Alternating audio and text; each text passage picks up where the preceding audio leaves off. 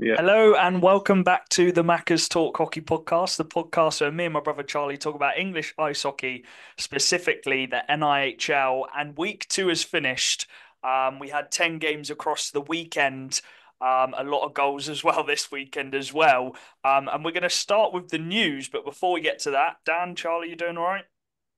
I'm all Yes, good, thank you. Dan, yes, you're in I a am. nice hotel. I know. Purple Palace. This is going out tonight, so we're recording a bit earlier, so yeah, we're getting this out nice and early. But yeah, let's get into the news. And the first bit of news was a week into the season, actually, and Matty Davies made the decision of changing an import. So he said goodbye to Caden Hannas and he brought in Johnny Corneal. Now we've obviously seen Matty's interview after where he spoke about it, and he basically just said he felt he could upgrade Hannas. Hannas was a really good player and he fits the style which whole play, but he feels as a coach, if he wants to win that league, he's got to make those big decisions. And obviously with Barmer leaving, it frees up a bit of space. And he's gone with Corneal. Now, Dan, were you surprised when you first heard about the news? Yeah. When I first heard about it, it was a bit of a shock because of sort of the weekend that obviously Hull had and the way that they all played. Sort of one of them things you don't really want to cause like a bad atmosphere in the crowd. You know what I mean? Like sort of throwing out all of a sudden this guy's just getting dropped. But like a lot of fans said, Matty obviously didn't do it for no reason. Like you can't be reactionary and just be straight to it. He wouldn't have got rid of an import if he wasn't going to replace him with someone better. So Yeah.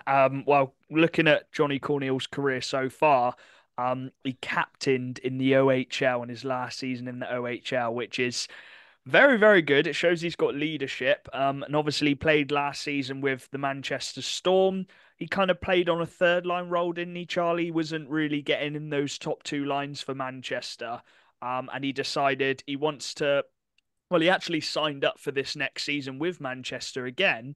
And I think all the fans liked him as well, especially the ladies. And he signed up again, but he kind of wanted a top line role, wanted those power play minutes to be relied on penalty kill, and he's going to get that at Hull, isn't he, Charlie? It's one of them things where I think our league is more of an offensive heavy league. It just keeps getting more offensive, and the defenses they are improving, but nowhere near at the pace the offense is. And so it means when these top guys who have got good offensive stats, the Bricknells, Sobchaks, the Sveks, the Corneals, and these guys come in from Canada or the Elite League or these sorts of leagues, you really do start to see their point scoring game shine. Yeah. And especially with Hull's play style, I don't think there's any team which attacks more than Hull, which forechecks more than Hull.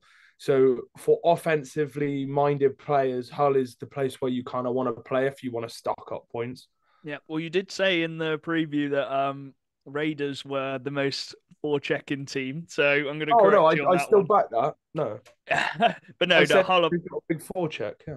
Hull are very good at forechecking as well. And the first weekend, obviously, we'll go into it in a bit, but he did not have a bad little start. So yeah, we'll go into that in a sec when we go through the games. But the other bit of news, Telford bringing back some reinforcements. Corey Goodison signed on a short-term deal. Now we don't really know what that short-term deal kind of consists of, how many games, how long he'll be in the team. They had quite a few. Well, they didn't win in the first weekend, and they needed some players to come in. The defense was lacking a bit, Dan. And we know how good Corey Goodison can be. He had 4 seasons in a row in the National League where he got 20 plus points as a D man. He's one of them who can shift the puck from the defensive zone straight out to those forwards, isn't he?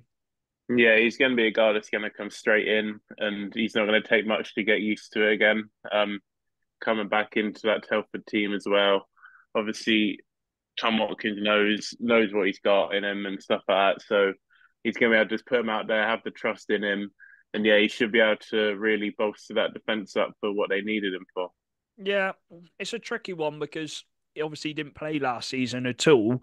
I assume he might have been back on the ice a bit. We don't know, but he's come straight back into the league, which has improved a lot since he last played as well, just in that one season. So And it wasn't an easy team for him to first come up against Hull, who are probably the most offensive team, as Charlie said. But he's back. We don't know how long for, whether it will be a full season thing. But I really like the signing. I was impressed with him every time I watched him when he played for Telford before he had that season out. So, yeah, Tom Watkins calling in reinforcement with Goodison. We did have some news yesterday that the Bristol Pitbulls have let Finn Page go. They didn't have a great start, obviously, against Hull. And Barry McKenzie felt, Charlie, that he had to make some decision. Obviously, you can't be shipping in 20 plus goals in a weekend. And he wasn't in the lineup, I don't think, on the Sunday when they did get their win. So it's a bold move, but he's got to make a change, isn't he?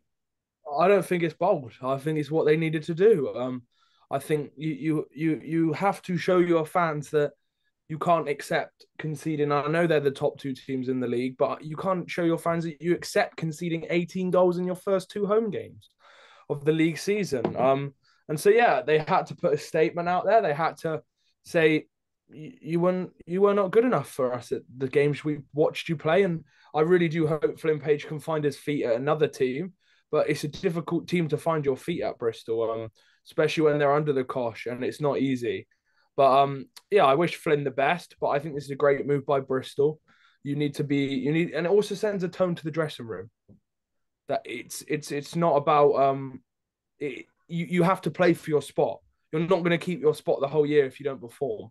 And I think that's really important at Bristol this year. Is it sends a message to the players that not everyone's contract is safe if you're not playing well.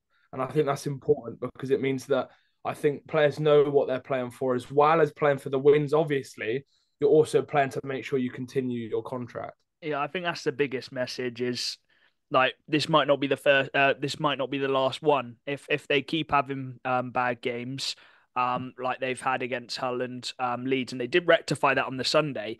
But it shows a message Barry's not going to mess about. He's not just going to keep the squad and be all happy. He's going to make changes if he has to. And Finn's a young lad.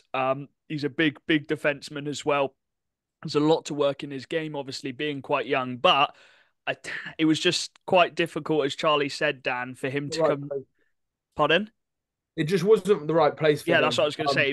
It's difficult to come into a really young new team. It just didn't work out, did it? Yeah, I think Bristol's either good or bad. You know what I mean? It's like you either come into that team, you get your spot, and you really go for it, and you find it better being in that young environment. You sort of thrive off the players that are there, or you go in and it's sort of if you don't find your feet, it's a struggle to sort of find your feet there because of the young environment and stuff like I said. So it can work in both ways. But obviously, I think in Flynn Page's obviously time there it went in the other way. I wouldn't be surprised to see him go back up to Scotland, maybe do a couple seasons in the SNL. Yeah. I'm sure he's probably got family back in Scotland as well, so it wouldn't have been easy moving down to Bristol. But Bristol also had a little bit of news as well that Tommy Napier should be available this weekend. Obviously, Napier picked up a little injury, they said, in that first weekend. They didn't want to risk him bringing him back. And I think after the team getting a win on the Sunday, which we will talk about in a bit, um, I think that's so important for Napier as well that the defence can step up. And hopefully, when he comes back in, hopefully he's fully fit again, Dan. It won't be as hard as the Hull in that first weekend. Yeah, I think it was just getting that win. I think they needed to get that win. I think like the confidence that they would have got from that is going to be huge. I think this week they're going to be working really hard and sort of saying, right, we've got this is what we have to do. Like to compete in this league, you have to do those games every weekend. Yeah. And like, so that team's really going to have to look at that game now and think, right, we really need to carry this throughout all our games now. Like we've done it. We've got that win, and we just need to build the confidence up and sort of support everyone. Yeah, but we'll talk a bit more about that on when we get to Sunday's games. The last bit of news, I guess, is DOPS. All the news coming out quite fresh and quick, which is good. This is what we said last year on the pod. We want them to interact with the fans so the fans know what's happening, and they've got kind of good system going with the website and updating the fans basically weekly, and straight after the games or that evening or the next morning. So I think that's really good.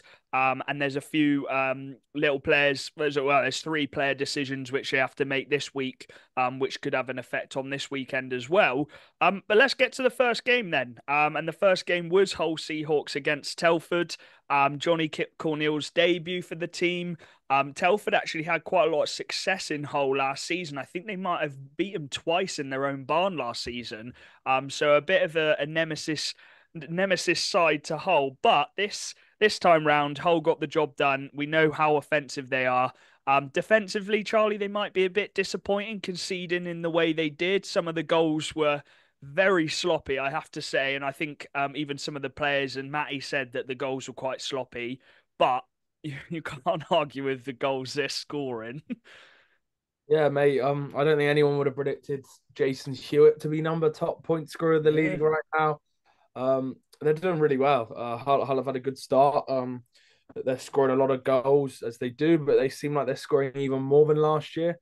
Yeah, they look a threat. And then obviously James Cornell bags a hattie on his debut. Johnny. But, yeah, bags a hattie on his debut. Yeah, the defensive mistakes are there, but if you're getting wins, it doesn't really matter at this point of the season. You're eyeing them out as the season goes on. Yeah, I think they've been not blessed, but the fixtures, Dan, they've kind of been able to find their feet against some of those lower teams who they know they'll score a lot against, and it's almost preparing them for when they do come across a more, like you say, defensively solid team like a Leeds, a Swindon, a Milton Keynes. But their offensive talent, man, like Matty predicted that Cornell would get a hat trick in his first game. Oh, he's gone and got a hat trick. Yeah, I mean, I think that's just the confidence that they've got in that team. I think they literally, like you said, with those games that they've played, they're going to be going out every game thinking we can score like double figures every game now. Like we can go out there and no one can stop us, and they're just going to keep going with that. And I think it will be interesting to see how it goes of the way they go about it, trying to score more than they let in. I think it will be more interesting to see them against the top end teams, like you say. But I mean, fair play to them. I mean, we said it before, like holders don't stop. I think it's really good that they gain that momentum and just sort of keep that winning mentality in their head, and they don't sort of sit back in games. And I think it's really good for them to just keep on carrying and keep it rolling. And I mean, when they get to those big games, there's no reason why they couldn't just roll over them as well. I think with Hull, when you're playing against them, if you have a funny 5 minutes, you cannot turn off for that funny 5 minutes. We've seen Swindon have a funny 5 minutes sometimes because Hull will punish you. Those top 2 lines, Matty said it, it's 2 first lines coming at you every single time. And that third line is not bad either. They've obviously got Bruton, Spur, and then Deck Jones, who's come on leaps and bounds as well. But yeah, Hewitt, I don't think, well, you say no one would have probably predicted him at this point to be top point scorer. I don't think people would have predicted him to be leading the assists either. 15 assists. That we've known him obviously being a goal scorer, but he's obviously changed his game as he's got a bit older to get him those assists. He got 3 assists on that game on Saturday. So a comfortable 8-4 victory in the end, and I think getting those mistakes out the way for when they do play some of those top teams, I think will be key. The next game was what we watched, the Swindon Wildcats against the Solway Sharks. Charlie, obviously me and Dad, we panic a bit after the first period. We panic a bit more than you. You're quite chilled, but we did take Solway took a 2-0 lead in the first period. After period 1, 2-0 to Solway. It was Dan's man again, Gardiner, another 2 goals. And we were wondering, are the Wildcats going to come back this time? Obviously, we went behind against the Bees, and they did, Charlie. Yeah, I wasn't too stressed. I think Jordan Marr had a really, really hot start to the game. And Gardiner scored 2 really good goals. And it's like, this is the thing, and I don't say this in a rude, but when you are a big team, which has got the big players, which Swindon are, we are one of the top teams. You have to trust what's working, and we went 2-0 down, but we didn't feel like a 2-0 game. I think I could say Jordan Marr definitely made 3 saves, which maybe he shouldn't have, and so he kept them in it really well in the first, and it was just slowly breaking them down, and we got there, and Nalan Malas really dug deep in that game. It was their best 2 games of the season, for sure. now getting 4 goals. Malas getting 4 assists. And so yeah, it was a good performance from us. Solway played a decent road game, but you can't play blocking hockey. I don't know if that's the right way of saying it, but they blocked everything. You can't do that for 60 minutes. At some point, you're going to get tired, and they did get tired, and it showed. But yeah, it was a good game, and Swindon took the quite comfortable win. To be fair, I don't think you're going to win a game if you get in 20 shots on goal, especially in this league now. And that's what Solway had. And Swindon had 40 shots on that goal. So, yeah, it was one of them, Dan, where you needed that first one to go in for Swindon, and then you knew the goals would come. And it was Aaron now stepping up for the team, taking that role. He got the first goal. Good screen, actually, watching it back. I can't remember who it was, but someone screened Jordan, so he just couldn't see it, went under the arm. And then from there on, it just kept going. We drew some penalties. The power play was so much better this weekend. And we just ran away with it from there. And Malazinski on the 5th goal. I'm going to speak to you, Dan, about it because Charlie speaks enough about him. But that is just Malazinski in a nutshell. We're on a penalty kill. He notices the D-man's a bit nervous on the puck. He stick lifts him, takes the puck away on the shorthand, finds now as he's done the last 4 seasons. And that's game over. 5-2. It's done, isn't it? Yeah, I think that game really showed the importance of those veteran players. Yeah. Obviously, you got Malas and Nell that have been there for ages now, and I think in that game you just needed them to sort of take control and just sort of say, right, we're just going to go for it now, and we're just going to play our best, and then the team will follow. And they really did that. And when they're both on it, like we said before, we said when Nell is on it with Malas, it's pretty much unstoppable. And we said that obviously credit to Nell as well, but Nell is always better when Malas is at his best as well. Yeah. It's sort of they work off each other so well. And yeah, I think that's just a perfect example of like a coach, like a player coach that really, really knows what he's doing and wants the best for his team. And I think, yeah, the way that he just put the team on his shoulders there, I think really shows the leader that he is. Shout out to Tyler Plews as well. He actually got man of the match on the night. But looking back at it, he actually made some really good defensive plays. He killed that 5-on-3 as well in the second period, and he got 2 assists. So Tyler Plews probably had his best game of the season in that game until the Sunday game, which we'll go on to in a bit because I thought he was brilliant in that as well. But yeah, a really important win for Swindon and keeps them 5 out of 6 at that point. That wasn't actually a cup game. I got it confused. So yeah, it wasn't a cup game, but it was an important win. The Leeds Knights taking care of business. Harrison Walker comes in, he gets the shutout, 7-0. Kieran Brown coming in on that 3rd line and getting a hat trick. Just typical Kieran Brown business. Matt Barron as well getting a couple. It seems, Charlie, he's just taken a step. That first season, he was like, okay, I'm going to be a complimentary player for Brown. Brown was out. Now he's the one scoring all the goals. well, yeah, you're just adapting to the league, isn't it? I don't think there's ever going to be moments where Brown's obviously like don't thrive Barron, but like I think Barron understands the league now, and he's an NCAA player. Every NCAA player I've seen in this league, apart from the one who went to Hull, rips snipes for his life. Like Welcome came in this league, scored a goal a game. Herman came in this league, scored like a goal a game. Witkowski came in this league, scored 2 points a game. These NCAA players, like you do, and Grant Cooper, let's not forget about him. You almost expect it from them, and I think Barron had a good year last year. But I remember me kind of thinking, the guy is NCAA though, and I thought he'd be like 100-point guy. Well, I think we're seeing that 100-point guy this year. I think we're seeing the Barron which knows he's in the honest way, like one of the top players in the league. He knows it now. And so now he's just showing his worth. And yeah, that leads to him. It's just all round. Well, you just add Bissonnette to that, and you've got a full year of Bissonnette, a full year of Waiter.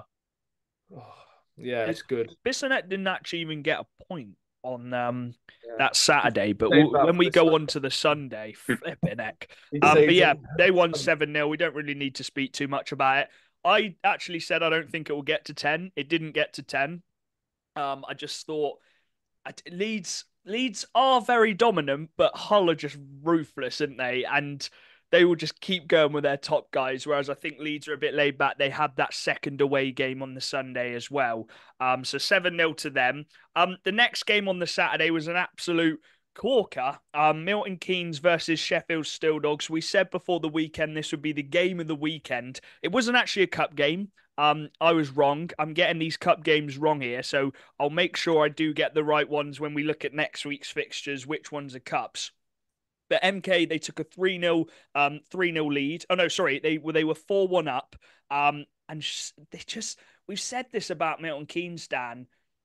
They don't quite have the ruthlessness of a Hull where they just keep going, they'll keep going, they'll keep going, because Sheffield slowly crept back into the game and it bit Milton Keynes on the ass because they got the 4-4 and it went to overtime. Yeah, I think obviously that's credit to Sheffield as well. I think Yeah. this new team that they've got, I think the mentality and the mindset that they've got in this young team is totally different. And I think I think they're a team that, yeah, you don't really want to be sitting on a lead with them. You sort of just want to keep growing it because they will come back. And I think with the young players that they've got and the hungry players that they've got, I think they just push each other on. And I think the momentum that they can build in that team throughout games and stuff like that, I think that's a really good quality that they've got. And obviously to go in MK and do that as well, I think that's a really positive thing for Sheffield. Yeah, that goal by Walker Sommer, the wraparound, he's just so good. Like I know we talk about the whole forwards. I gotta say, Walker Sommer is slowly, I think, going under the radar in terms of being one of the top guys in the league because this is his first season, but he is racking up the points. He is very, very good. But he's I don't NCAA, know. isn't he, Charlie? Any guy who comes into this league from NCAA, bar the Hull import, has just come in and absolutely destroyed it points wise. Yeah, And he's it's no different. He's come in and he's just gone.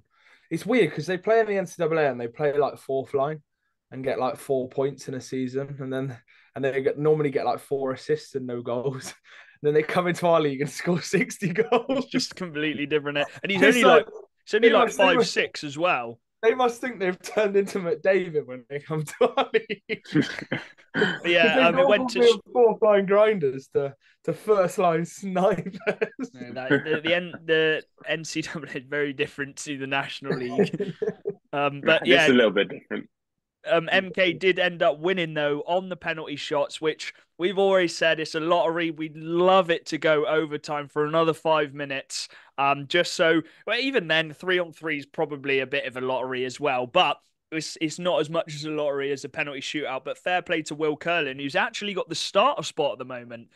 So he won the penalty shootout for them. He saved every penalty. And Milton Keynes still carry on that home run because they didn't actually lose in the regular season. It was to us in the playoffs and Telford in the playoffs. So they've still got the regular season run.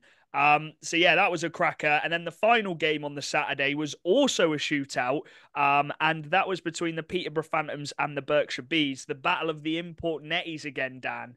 And fair play to the Bees. They went 2-1 down. They got it to 2-2. They then went 3-2 down, but then they got it back to 3-3. And it sounds like, well, from what we've seen against him, this Max Wright, he is not half bad of an import goalie, is he? Yeah, no, I rate him quite a lot actually. Obviously, we watched him twice now, Yeah. and I think he's another guy that's just sort of finding his feet in the league. Mm. I think it is going to be tough for these import goalies to come into this league, and I think slowly they're going to get better and better. And I think you're really seeing this guy and sort of why Bees have gone for this import netminder. And I think going forward, he's going to be such a big part for the Bees. And if he can keep shots out and get that Bees forecheck going, I think that could be a really dangerous combination as the season goes on, as you saw in that Peterborough game, because Peterborough obviously gave him that chance to come back into the game, and Yeah. Bees took it. And the thing is with Bees is you can't sort of, I've been saying it to both of you, I said you can't sort of keep that one goal distance. You have to Yeah. sort of keep it to like two or three, because they will push and they will go for that goal. And obviously Peterborough let them do it, and that's what happened. Yeah, he saved 41 shots on the night. in Peterborough, which is what Jordan McLaughlin said. It's just a weird old place to go and play and go in Peterborough. The ice is just weird. So fair play to Max Wright, and that's a well earned point for the Bees. I know they lost in the shootout, but that is their first point of the season. And it's a tough place to go to as well, Peterborough. So fair play for getting the point. And that ended the Saturday games. And then heading into the Sunday games. And the early game was the shock of the weekend. And the Bristol Pitbulls defeated the Sheffield Steel Dogs on the Steel Dogs home opener. I don't think anyone saw this coming with the talent that Sheffield have up front, but fair play to Bristol. And we were all wanting the upset. We never like seeing teams get battered in this league every single game. And oh wow, Bristol, wow, Bailey Harewood, just as a team performance, Charlie, that is what you need after the tough games they've had. And it came after the decision of getting rid of Flynn Page as well. Mm. I can imagine the players would have known that, but just fair play, like fair play. Tyler LaBouche, what a man, getting the win in Sheffield. What a guy. But I can't lie, I wasn't rooting for anyone until Sheffield scored the Michigan. I started rooting for Bristol. And I think you'll know that. I think you'll know that. I hate the Michigan. I'm not a fan of the Michigan. I've said it on the podcast before. As soon as Tremblay scored the Michigan, fair play. It's a very skilled move, and it got a goal, so it was a good Michigan. But as soon as they scored the Michigan, I remember looking at Jack being like, I want Bristol to win this now, Yeah. and they turned it around. They did.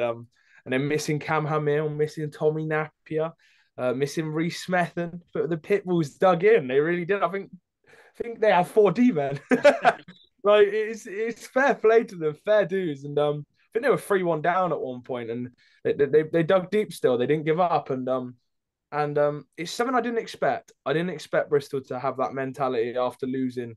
I think we figured out they conceded something like 27 goals in 3 games, Yeah. and then they dug deep and they went on to beat Sheffield in their home opener, and I'm very happy for them players. Fair play to them. They've definitely worked hard for that, and they definitely shut up quite a few people who probably were just looking at them as a bit more of a laughing stock. And at times you kind of did look at them and you thought, man, they've conceded 27. They're going to concede another 7 or 8 tonight, and it's going to be 35 in that many games. But no, the Bristol Pitbulls won the game, and it'd be interesting to see how they go on next week. But it's a massive win for that club, and they need to transfer that into home now. They need, me and Dan were saying it the other day, they need to get a result at home or at least compete at home because them fans deserve it as well. Yeah, Baron McKenzie said on Saturday after the Leeds game, even though they lost 7-0, it was a much improved game from the whole one.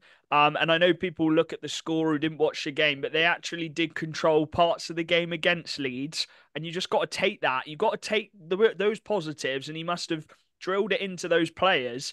Sheffield would have come into that game, Dan, thinking we've got this. Like we've just taken Milton Keynes to penalty shots. But no, you cannot underestimate a team who's struggling, because in this league, we've said it so many times, this should be the slogan of the league. Anyone can beat anyone on the day.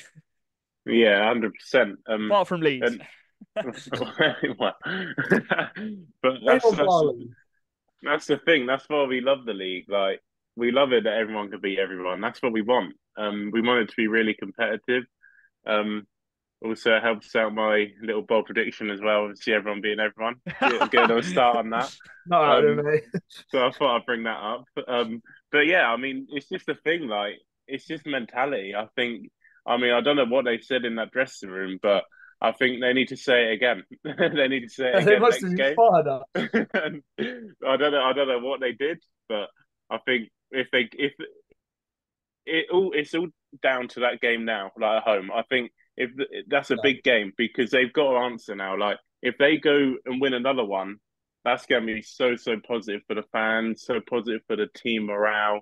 I think if they really get that win, they can be like, right, we need to get rolling now. Like we've had some tough fixtures, so we need to start sort of getting into the rhythm of winning games, and we just need to go for it every game. We know we can do it, and just sort of getting that around the dressing room. We said, well, I said after week 1, I think you guys agree, they faced Hull and they faced Leeds. You don't expect them to win those games anyway. Yes, they got blown out and it was a bit higher than they probably would have liked it to be.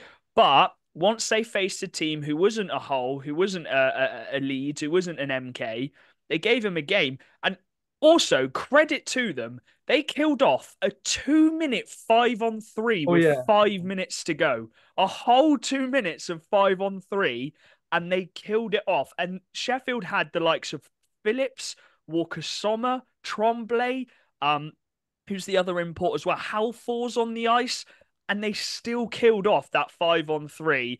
Tyler LaBouche, 41 saves that game as well. Fair play to him, 18 years old. He had a really tough pre-season game, didn't he, Dan, against Swindon, conceding 5 in that first period.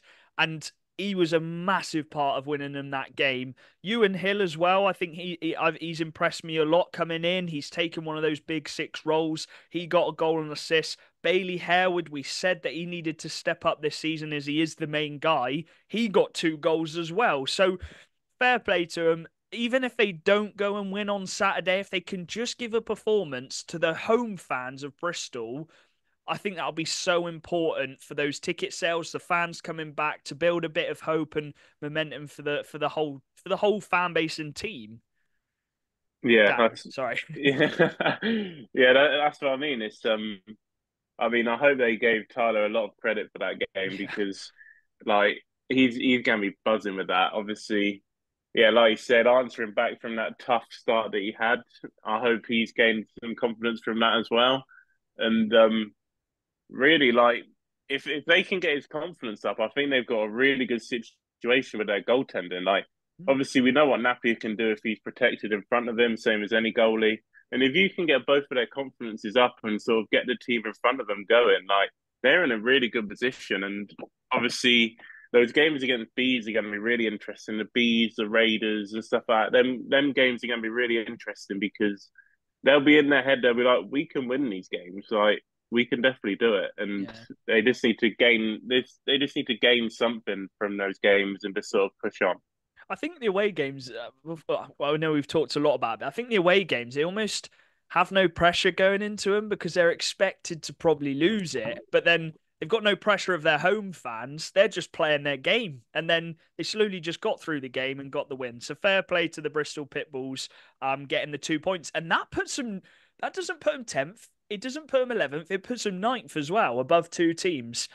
So I'm sure I know Barry was absolutely buzzing after that game with everyone in that team and the performance. The whole Seahawks traveling away to the Solway Sharks. And it's fair to say it was our 3rd penalty shot game of the weekend. And Gardner scored another 2, Dan. He's scored in every single game so far. He's the top goal scorer with 9 goals. And it seems like Solway they shut down Hull a bit. They shut down those Hull forwards a bit. Yeah, I mean, yeah, taking hold to a shootout. I mean, not a lot of teams can do that. Mm. I looks of it at the minute. And yeah, I think we saw what they could do against Swindon, like defensive wise. They just threw everything in front of Yeah. it, and I think I obviously didn't watch the game, but I can imagine that's what they went into the game like. They just needed to throw everything in front of that puck, and maybe if it's Svek, maybe get out of the way, but anyone else can sort of jump in front of it, and they still put a body on the line and really defended as a team. Yeah, it is very top line heavy, Charlie. John Dunbar, Gardenier goal, Gardenier assist, Robertson assist, Dunbar assist, Dunbar assist. So I think we said this before the season. The way they're going to win games is the second and third line chipping in if they can, but the top line is going to be the line which is going to score the goals and try and get them points. And they've got 3 points at the start of the season, which isn't that bad, and they've played some tough teams. Yeah. I think as well is so we've got a goalie now who can really Yeah. stand on his head, and Solway, I think Solway fans said that was the best goalie performance they've seen in the last 4 years at the arena. So Save 33 shots. yeah, and he had a good game against the Hull team, which we know shoots well and probably makes goalie stats look worse than they actually are. But yeah, Hull dug in. You got to give credit to Hull. Hull dug in and managed to find a way to win there. I think Solway beat every team bar Swindon there last year.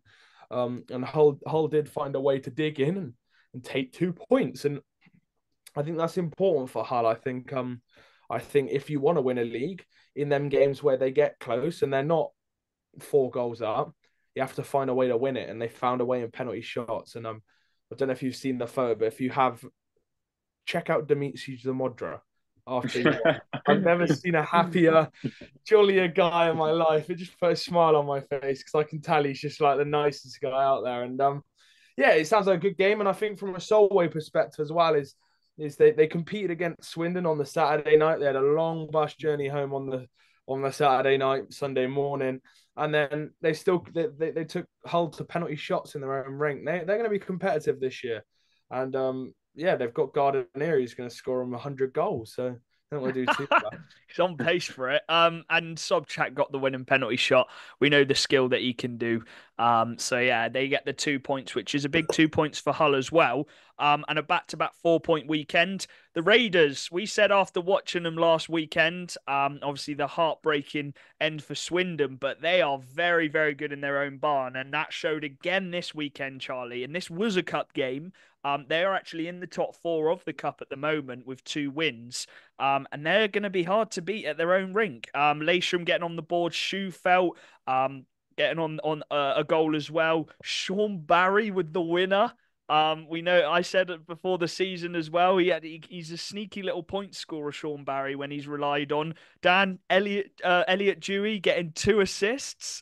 So he got on the points board as well. But yeah, they beat a Peterborough team in their own rink. It's just a tough place to go, isn't it, Charlie? You've said this so many times. Yeah, I rate the Romfords highly, and I didn't know that the 2 cup games they've had to play, they've won. And Yeah. the home games, they're going to be gunning for that cup spot. And I think their first game was a cup game as well, but they got 4 out of 6, which is not too bad. Oh, 4 out of 6. Okay, yeah. Who was the first game against? MK. Dropping points against MK is not the end of the world. It's not. But especially MK away. But they've won their 2 they've got a one against Swindon and Peterborough. Yeah, they won their 2 home games. And the thing with Romford is that they are a team where when their heads are up, they're unstoppable, man. They score goals. They against Swindon 3 in like 4 minutes, against Peterborough 3 in 4 minutes, and both of them patches won them the game. They got 2 imports who are very good. Well, three imports who are very good at this level. TJ got 2 points, I saw. And yeah, so they're getting hot now. They're getting good, and I don't think any team's going to go to that rink and find it easy. I don't think any team is, and I'll give some games out there which I think fans will look forward to. Milton Keynes versus Romford in Romford will be a good one. That's going to be lethal. I dread to think of the score between Hull and Romford in Romford. That will be a lot of goals. And these sorts of games are, when you play in Romford, they're horrible games, but they're also exciting because both Romford play an attacking style of hockey, which means there's always holes at the back. Well, it showed, Dan. They did it against Swindon, 3 goals in about 4 minutes. What happened here? 2 minutes 15 goal. 42 minutes 15 goal. 42 minutes 54 goal. 45-26. They were 2-1 down in a blink of an eye. They're 4-2 up. It's just nuts, isn't it? How quick momentum can change in their own rink. They're one of the best teams at it. Yeah, and I can tell you, I bet those fans are going mental in that rink. Goodness. And I'm telling you, that's what it is. It's the crowd. Like the crowd in that rink. I don't know what it is. They're crazy. Like they're a totally different crowd to any other crowd, and the team love it. The team thrive off it. And Yeah. I know these players say like, "Oh yeah, the fans are like a 7th man on the ice and stuff like that." I think they actually are. Like they actually are the 7th man on the ice in that rink. And I mean, they haven't got a lot of fans, and I know they're growing, but mate, they're loud and they will push on that team whatever happens. And It echoes around. and like it's just I when you're there, you can feel it. You can actually feel the momentum. Like it's just that rink is so tough to go to, and I mean that's what they need to do. Teams like that need to make their home rinks a fortress, and Raiders have definitely done that, and they've always have been. TJ said before the season they are a third period team. That is showing, man. That is showing so much. They just get it done in the third period. They just put everything at it. The Leeds Knights making it another 4-point weekend. And we said that Bissonnette didn't get a point in that 7-0 game. He got the game winner and the goal to seal it as well. And the first one, Dan, you said to me that is just a snipe into the top corner, top left, just picks his spot. He used the D man as the screen, and yeah, he got an assist in that game as well. And Matt Barron going about his business, another 2 goals, another 2 assists in that game. So yeah, but Telford, it's a tough start. 3 losses. They're bottom of the table at the moment. They haven't got a point.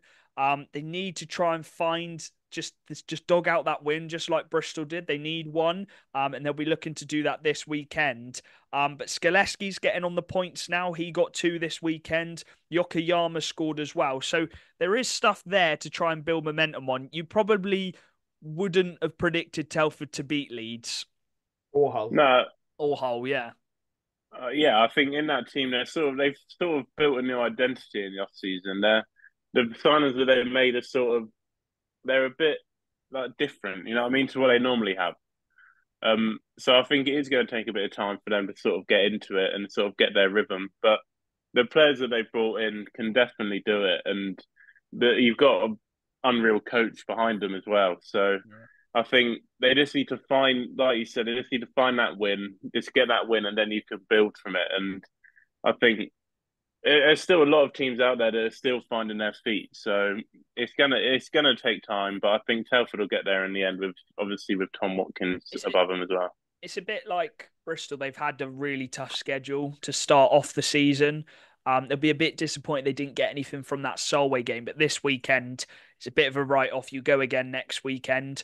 And it sounds like they actually did put up a good performance. And one of the bans which might come about, Ollie Endicott got a 5+ game, I believe. So he might get a ban. And I know him and Deacon had a fight. Deacon is becoming one of the tough guys of the league. He is very good at fighting. Let's say that.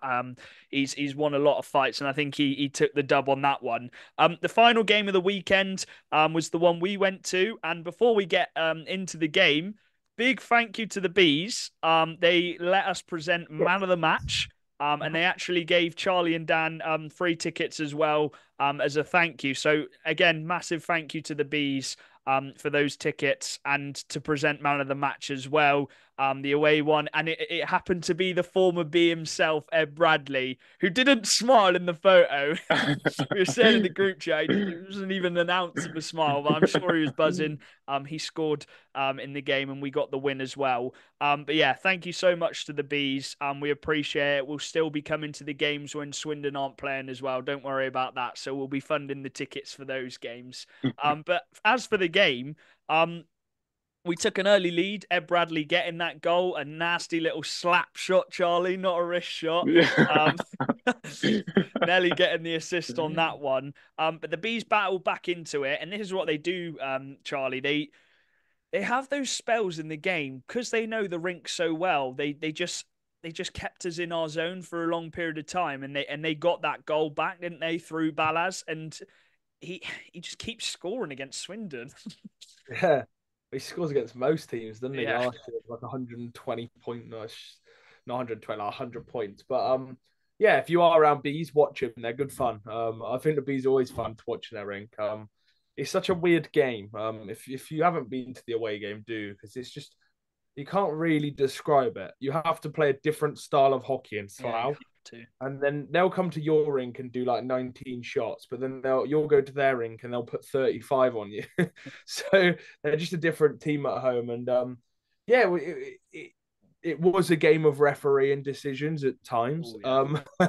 They definitely were in the limelight. I thought it was a tough game to referee. Yeah. I know Irons and who was the other ref? Was it Jarvie? Oh, I Yeah, can't. Jarvie. It was Jarvie. Oh, it's good memory that. Yeah, well done, mate. But yeah, yeah, I thought it was a tough game to referee. I think probably one of the decisions which they can't really help, I think probably wasn't the right one. And so yeah, it was an interesting game, but I thought Swindon played pretty good. Yeah, it was a good away performance. The decision, the game changer, if you want to call it that.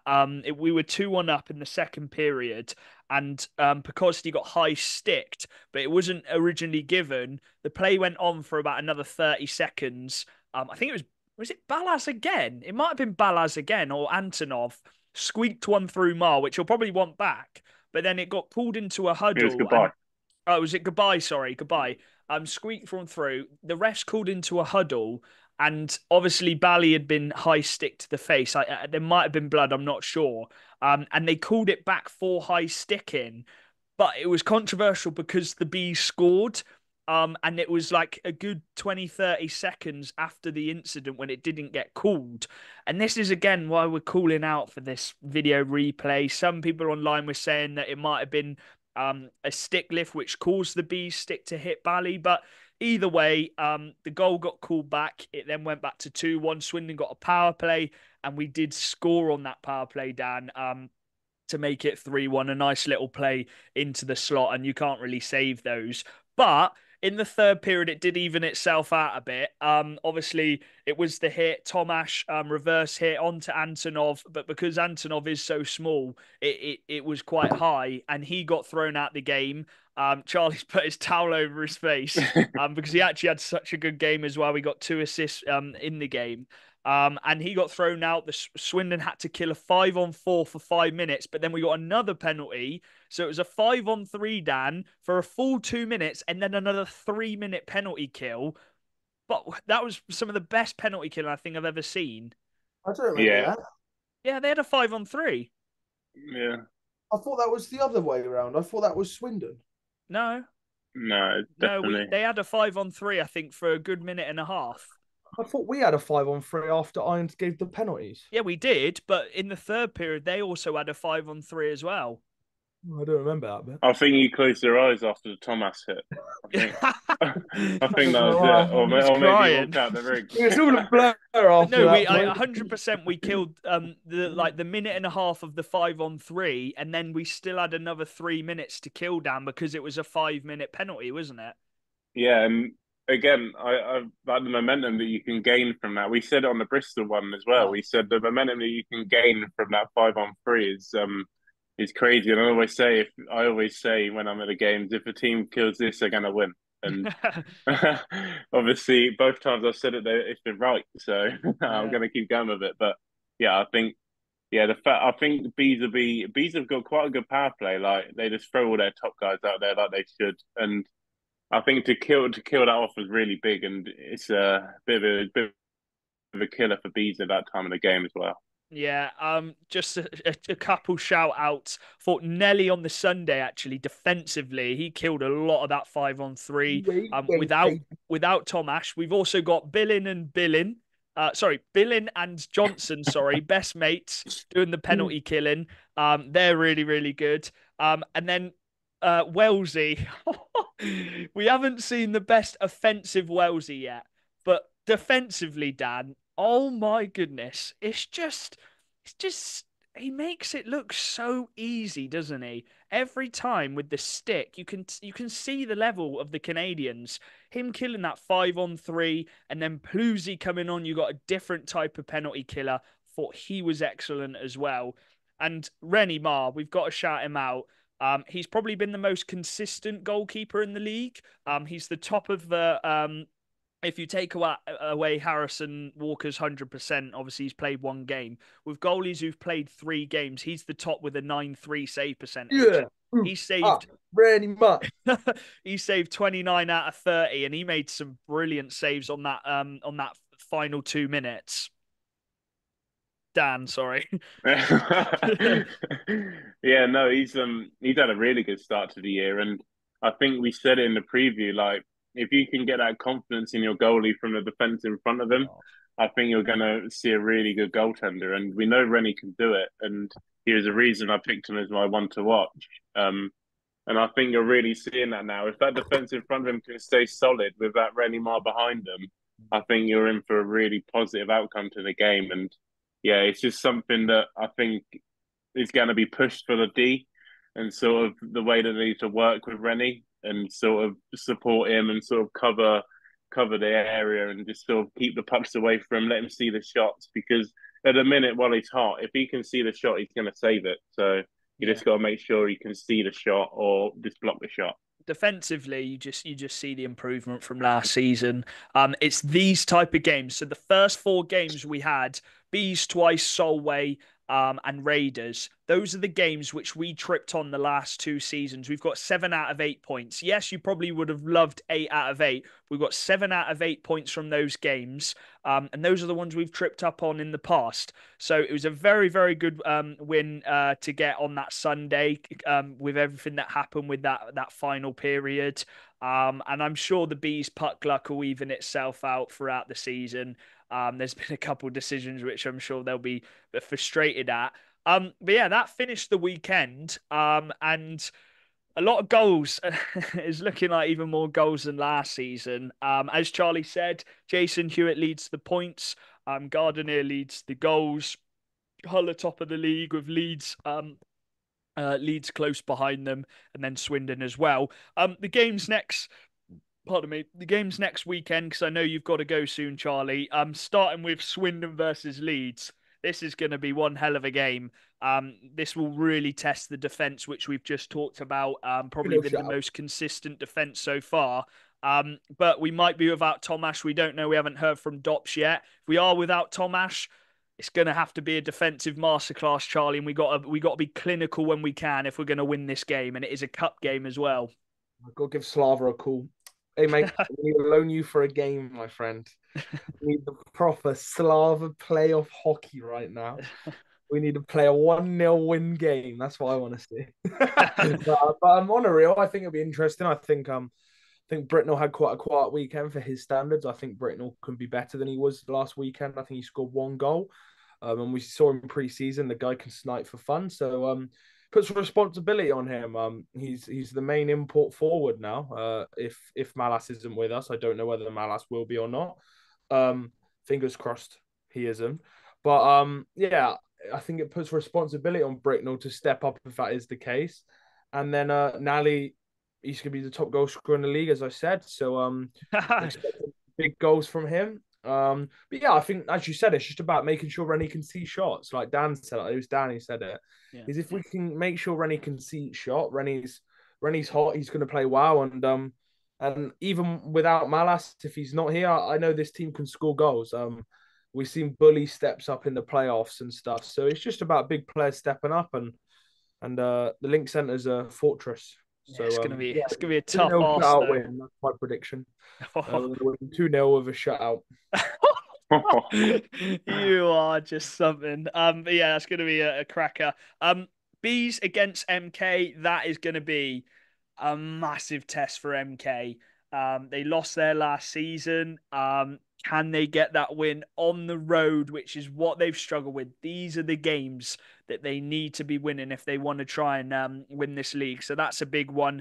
Solway Telford. Telford are going to look to get their revenge. They need some points on the board. It's not an easy place to go and play in Solway, but this is the game that Telford will be looking at. Right, we need to get this win.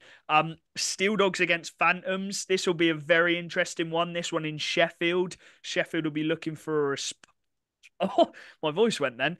Sheffield will be looking for a response, and they did beat Peterborough in Peterborough 2 weeks ago. And then the big one we were talking about, Dan, Bristol Romford. This is going to be a cracker. It's in Bristol, so Romford won't quite have the momentum if they do get rolling. But yeah, I'm sure Bristol, with Napier back as well, this is his chance to go, right, I'm going to steal this game. Yeah, and obviously Reece Smethan as well. Yeah, I really liked him. I'm not sure why he was out, but yeah, I really like the way he started the season. So it's going to be good to have him back as well. And yeah, I mean, like I said, it's going to be a big game, and they just got to answer from last weekend. Yeah, Charlie, you talked it into existence. I'm sure you didn't actually know the fixtures. Romford against Hull in Romford on the Sunday. Oh, yeah. We've said it's going to be a goal fest. Watch this be like 2-1. Watch this be the driest game of the weekend. To be fair, Ethan James is quite hot right now, especially at home. So yeah, Romford will not want to give that home record up. Well, yeah, I don't know if it's a cup game one. I don't know anything anymore. These cup games are confusing me. I thought the first 10 against each team, first game against each team will be a cup game, but no, we're gonna It's do not some which working aren't out. cup games and some which just confuses me. But if it is a cup game, then Romford, mate, if they can get a cup win against Peterborough, Swindon, and Hull, you're Oh, in the money there. So yeah, my score prediction for that game is it's got an six overtime five written on it. 6-5 Romford. I'm gonna head down to that game. I think. I reckon Ooh. I'll be there, so I'll be Charlie able to Charlie report doesn't back. like Dan going to opposite games to us, but I'm all for it because we get some different insight on our podcast for next weekend. The other game is Leeds Bristol. Now this could be one which Bristol write off if they can win on the Saturday. They're not expected. It's probably the toughest game for them all season. That and probably MK away. But yeah, if they can get something from that, flipping heck. But Tommy Napier should be back for that. Even though Tyler LaBouche has looked very hot as well.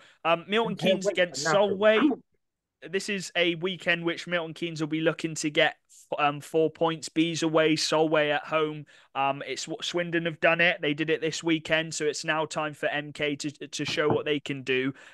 Peterborough against Swindon. Oh, Peterborough away. I hate Peterborough away. It's a horrible trip up. It's not a nice rink. Sorry, Peterborough. I know we get on well with some players and Slava as well and Peterborough, but it's just not a nice rink to go to, especially if we do lose against Leeds. And what's big about this is both of these are cup games. Swindon against Leeds, Swindon against Peterborough cup games. If we're missing Malazinski for both of them, the team has got to pull through. They've got to go for it because these are the cup games we want to win. And then the final game is Telford versus the Bees. Again, if Telford can beat Solway on the Saturday, they'll be looking for that 4 point weekend on the Sunday, and that'll put them right back into that playoff spot if they can get 4 points. So, yeah, a big weekend for Telford and Tommy Watkins. So, those are the fixtures. That is the podcast wrapped up for week 2. We hope you've enjoyed this episode. Anything else to say, lads? Um, 2-0 shutout against Leeds. Oh, gosh. Dan, anything else? No, I think that's all from me, mate. Nice one. So, yeah, we'll be at both Swindon games. And then I think, Dan, you'll go to Hull Raiders. I don't blame you, to be fair, as a neutral. If I was a neutral, that would be the game to watch on the Sunday. So, yeah, we hope you enjoyed this episode. Please do give it a like. Follow our socials at Macca's Talk Hockey on YouTube. Well, subscribe on YouTube, Facebook, Insta, and Twitter. And we'll see you in the next one. We'll try and get a player on in the next couple of weeks. We just want the teams to settle. So, yeah, hope you enjoyed this one, and peace.